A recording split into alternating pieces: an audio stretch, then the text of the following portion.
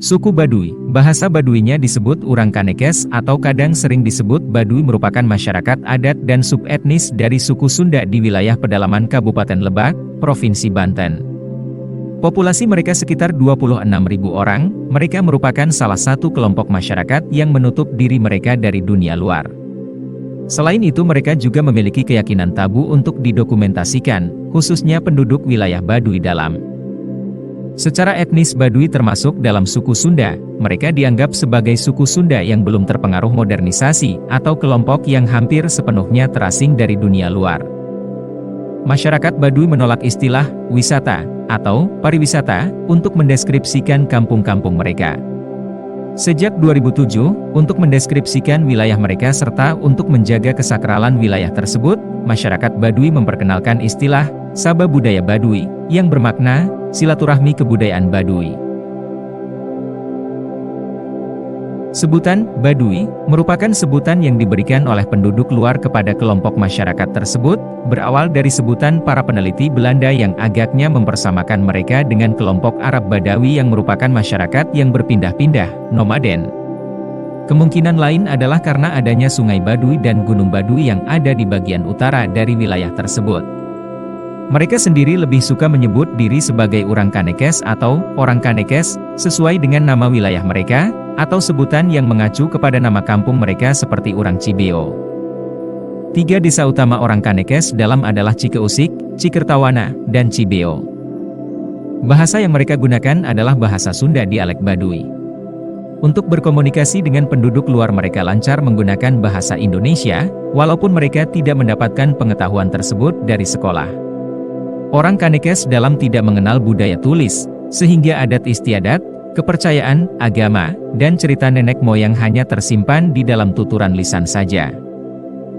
Orang Kanekes tidak mengenal sekolah, karena pendidikan formal berlawanan dengan adat istiadat mereka. Mereka menolak usulan pemerintah untuk membangun fasilitas sekolah di desa-desa mereka. Bahkan hingga hari ini, walaupun sejak era Soeharto pemerintah telah berusaha memaksa mereka untuk mengubah cara hidup mereka dan membangun fasilitas sekolah modern di wilayah mereka, orang Kanekes masih menolak usaha pemerintah tersebut. Namun masyarakat Kanekes memiliki caranya sendiri untuk belajar serta mengembangkan wawasan mereka hingga sepadan dengan masyarakat di luar suku Baduy. Kelompok Tangtu adalah kelompok yang dikenal sebagai Kanekes dalam atau Baduy dalam, yang paling ketat mengikuti adat, yaitu warga yang tinggal di 3 kampung Cibeo, Cikertawana, dan Cikeusik. Ciri khas orang Kanekes dalam adalah pakaiannya berwarna putih alami dan biru tua, warna tarum, serta memakai ikat kepala putih. Mereka dilarang secara adat untuk bertemu dengan orang asing. Kanekes dalam adalah bagian dari keseluruhan orang Kanekes. Tidak seperti Kanekes luar, warga Kanekes dalam masih memegang teguh adat istiadat nenek moyang mereka. Sebagian peraturan yang dianut oleh orang Kanekes dalam antara lain, tidak diperkenankan menggunakan kendaraan untuk sarana transportasi. Tidak diperkenankan menggunakan alas kaki. Pintu rumah harus menghadap ke utara atau selatan, kecuali rumah sang peu, UN atau ketua adat. Larangan menggunakan alat elektronik atau teknologi. Menggunakan kain berwarna hitam putih sebagai pakaian yang ditenun dan dijahit sendiri serta tidak diperbolehkan menggunakan pakaian modern. Kelompok masyarakat kedua yang disebut Panamping adalah mereka yang dikenal sebagai Kanekes luar, Baduy luar, yang tinggal di berbagai kampung yang tersebar mengelilingi wilayah Kanekes dalam, seperti Cikadu, Kaduketuk, Kadukolot, Gajeboh, Cisagu, dan lain sebagainya. Masyarakat Kanekes luar berciri khas mengenakan pakaian dan ikat kepala berwarna biru gelap, warna tarum. Kanekes luar merupakan orang-orang yang telah keluar dari adat dan wilayah Kanekes dalam. Ada beberapa hal yang menyebabkan dikeluarkannya warga Kanekes dalam ke Kanekes luar. Mereka telah melanggar adat masyarakat Kanekes dalam. Berkeinginan untuk keluar dari Kanekes dalam. Menikah dengan anggota Kanekes luar. Ciri-ciri masyarakat orang Kanekes luar, mereka telah mengenal teknologi, seperti peralatan elektronik. Proses pembangunan rumah penduduk Kanekes luar telah menggunakan alat-alat bantu, seperti gergaji, palu, paku, dan lain-lain, yang sebelumnya dilarang oleh adat Kanekes dalam. Menggunakan pakaian adat dengan warna hitam atau biru tua, untuk laki-laki, yang menandakan bahwa mereka tidak suci. Kadang menggunakan pakaian modern seperti kaos oblong dan celana jeans. Menggunakan peralatan rumah tangga modern, seperti kasur, bantal, piring dan gelas kaca dan plastik. Mereka tinggal di luar wilayah Kanekes dalam. Sebagian di antara mereka telah terpengaruh dan berpindah agama menjadi seorang Muslim dalam jumlah cukup signifikan.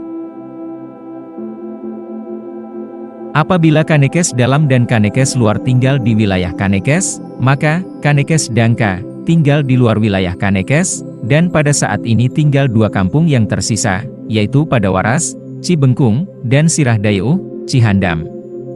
Kampung Dangka tersebut berfungsi sebagai semacam buffer zone atas pengaruh dari luar. Menurut kepercayaan yang mereka anut, orang Kanekes mengaku keturunan dari Batara Cikal, salah satu dari 7 dewa atau Batara yang diutus ke bumi. Asal-usul tersebut sering pula dihubungkan dengan Nabi Adam sebagai nenek moyang pertama. Menurut kepercayaan mereka, Adam dan keturunannya, termasuk warga Kanekes, mempunyai tugas bertapa atau asketik, mandita, untuk menjaga harmoni dunia. Pendapat mengenai asal-usul orang Kanekes berbeda dengan pendapat para ahli sejarah, yang mendasarkan pendapatnya dengan cara sintesis dari beberapa bukti sejarah berupa prasasti, catatan perjalanan pelaut Portugis dan Tiongkok, serta cerita rakyat mengenai Tatar Sunda, yang cukup minim keberadaannya. Masyarakat Kanekes dikaitkan dengan kerajaan Sunda yang sebelum keruntuhannya pada abad ke-16 berpusat di Pakuan Pajajaran, sekitar Bogor sekarang. Sebelum berdirinya Kesultanan Banten, wilayah ujung barat Pulau Jawa ini merupakan bagian penting dari kerajaan Sunda. Banten merupakan pelabuhan dagang yang cukup besar. Sungai Ciujung dapat dilayari berbagai jenis perahu, dan ramai digunakan untuk pengangkutan hasil bumi dari wilayah pedalaman. Dengan demikian penguasa wilayah tersebut, yang disebut sebagai Pangeran Pucuk Umun menganggap bahwa kelestarian sungai perlu dipertahankan.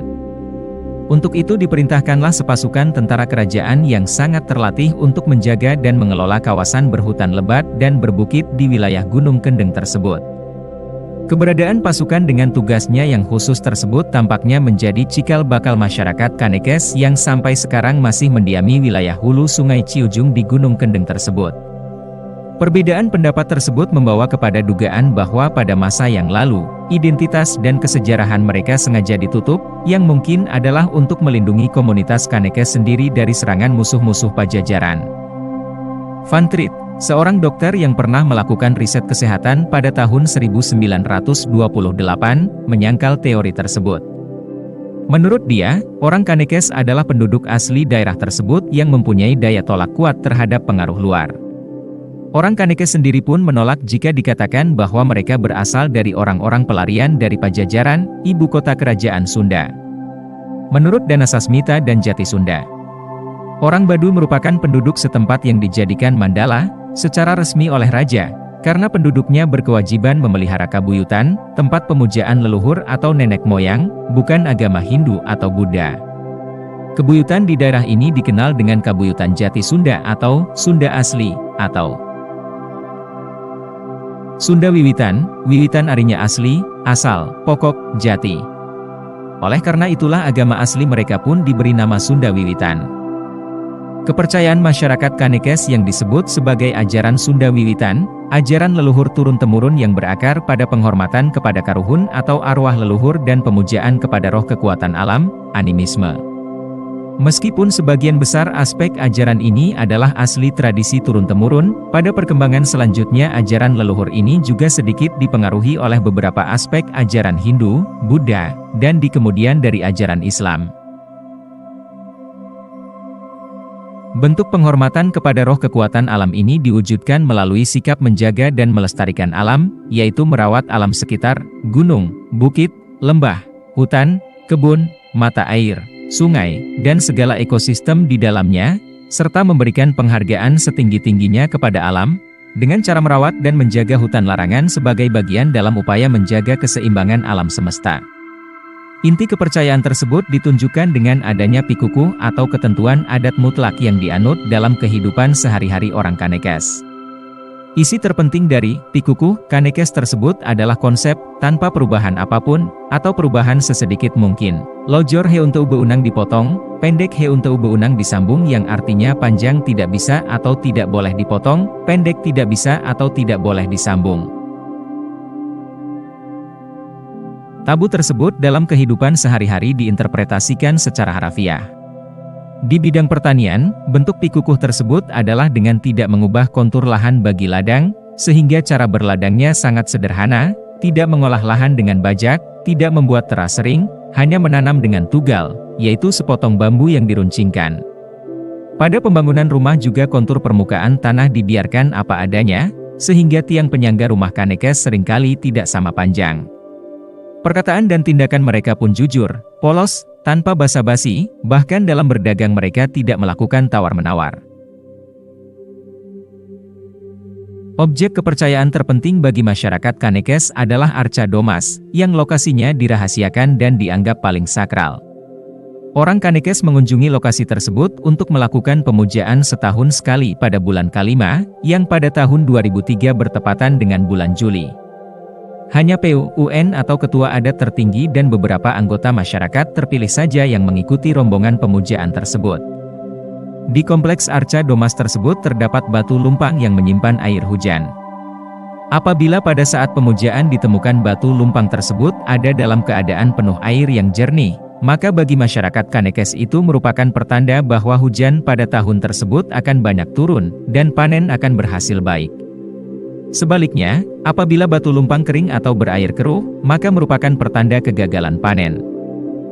Bagi sebagian kalangan, berkaitan dengan keteguhan masyarakatnya, kepercayaan yang dianut masyarakat adat Kanekes ini mencerminkan kepercayaan keagamaan masyarakat Sunda secara umum sebelum masuknya Islam. Masyarakat Kanekes mengenal dua sistem pemerintahan, yaitu sistem nasional, yang mengikuti aturan negara Indonesia, dan sistem adat yang mengikuti adat istiadat yang dipercaya masyarakat. Kedua sistem tersebut digabung atau diakulturasikan sedemikian rupa sehingga tidak terjadi benturan. Secara nasional, penduduk Kanekes dipimpin oleh kepala desa yang disebut sebagai Jaro Pamarentah, yang ada di bawah camat. Sedangkan secara adat tunduk pada pimpinan adat Kanekes yang tertinggi, yaitu PUN. Pemimpin adat tertinggi dalam masyarakat Kanekes adalah PUN yang ada di 3 kampung Tangtu. Jabatan tersebut berlangsung turun-temurun, namun tidak otomatis dari bapak ke anak, melainkan dapat juga kerabat lainnya. Jangka waktu jabatan PUN tidak ditentukan, hanya berdasarkan pada kemampuan seseorang memegang jabatan tersebut. Sebagaimana yang telah terjadi selama ratusan tahun, maka mata pencaharian utama masyarakat Kanekes adalah bertani padi huma. Selain itu mereka juga mendapatkan penghasilan tambahan dari menjual buah-buahan yang mereka dapatkan di hutan seperti durian dan asam keranji, serta madu hutan. Masyarakat Kanekes yang sampai sekarang ini ketat mengikuti adat istiadat bukan merupakan masyarakat terasing, terpencil, ataupun masyarakat yang terisolasi dari perkembangan dunia luar. Berdirinya Kesultanan Banten yang secara otomatis memasukkan Kanekes ke dalam wilayah kekuasaannya pun tidak lepas dari kesadaran mereka. Sebagai tanda kepatuhan pengakuan kepada penguasa, masyarakat Kanekes secara rutin melaksanakan seba ke Kesultanan Banten. Sampai sekarang, upacara seba tersebut terus dilangsungkan setahun sekali, berupa menghantar hasil bumi, padi, palawija, buah-buahan, kepada Gubernur Banten, sebelumnya ke Gubernur Jawa Barat, melalui Bupati Kabupaten Lebak. Di bidang pertanian, penduduk Kanekes luar berinteraksi erat dengan masyarakat luar, misalnya dalam sewa-menyewa tanah, dan tenaga buruh. Perdagangan yang pada waktu yang lampau dilakukan secara barter, sekarang ini telah mempergunakan mata uang rupiah biasa. Orang Kanekes menjual hasil buah-buahan, madu, dan gula kawung aren melalui para tengkulak. Mereka juga membeli kebutuhan hidup yang tidak diproduksi sendiri di pasar. Pasar bagi orang Kanekes terletak di luar wilayah Kanekes seperti Pasar Kroya, Cibengkung, dan Ciboleger. Pada saat ini orang luar yang mengunjungi wilayah Kanekes semakin meningkat sampai dengan ratusan orang per kali kunjungan, biasanya merupakan remaja dari sekolah, mahasiswa, dan juga para pengunjung dewasa lainnya. Mereka menerima para pengunjung tersebut, bahkan untuk menginap 1 malam, dengan ketentuan bahwa pengunjung menuruti adat istiadat yang berlaku di sana. Aturan adat tersebut antara lain tidak boleh berfoto di wilayah Kanekes Dalam, tidak menggunakan sabun atau odol di sungai. Namun, wilayah Kanekes tetap terlarang bagi orang asing, non-WNI. Beberapa wartawan asing yang mencoba masuk sampai sekarang selalu ditolak masuk. Pada saat pekerjaan di ladang tidak terlalu banyak, orang Kanekes juga senang berkelana ke kota besar sekitar wilayah mereka dengan syarat harus berjalan kaki. Pada umumnya mereka pergi dalam rombongan kecil yang terdiri dari 3-5 orang, berkunjung ke rumah kenalan yang pernah datang ke Kanekes sambil menjual madu dan hasil kerajinan tangan. Dalam kunjungan tersebut biasanya mereka mendapatkan tambahan uang untuk mencukupi kebutuhan hidup.